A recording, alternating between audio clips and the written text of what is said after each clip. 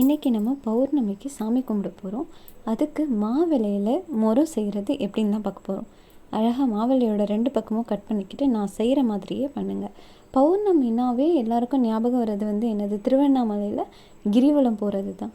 So பௌர்ணமி அன்றைக்கி ஸ்பெஷலாக சாமி கும்பிட்ற ஒரு விஷயம் இருக்குது. என்ன அப்படின்னா, நம்ம சாமி கும்பிடும்போது ஏதாவது ஒரு விஷயத்தை நினச்சிட்டு பௌர்ணமிக்கு நம்ம கும்பிட்டோம் அப்படின்னா அது அப்படியே நடக்கும் அப்படின்றது ஒரு சாஸ்திரம் இருக்குது. ஸோ நாங்கள் என்னென்னலாம் வச்சு கும்பிட்றோம் அப்படின்றத பார்ப்போம். நான் இந்த மாவிலையில் முறை செய்கிறது யூடியூப்பில் பார்த்து தான் செய்ய ட்ரை பண்ணேன். பட் ஆனால் நல்லா வந்திருந்தது. இந்த மாதிரி ஒரு 9 முறங்கள் செஞ்சு வச்சுட்டேன்.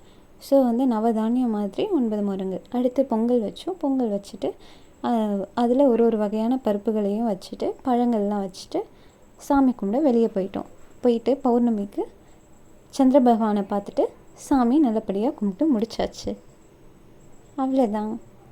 நீங்களும் உங்கள் மனசில் என்ன நிறைவேறணும்னு நினைக்கிறீங்களோ அதை வேண்டிட்டு பௌர்ணமிக்கு சாமி கும்பிட்டிங்கன்னா கண்டிப்பாக நீங்கள் நினச்சது நடக்கும்.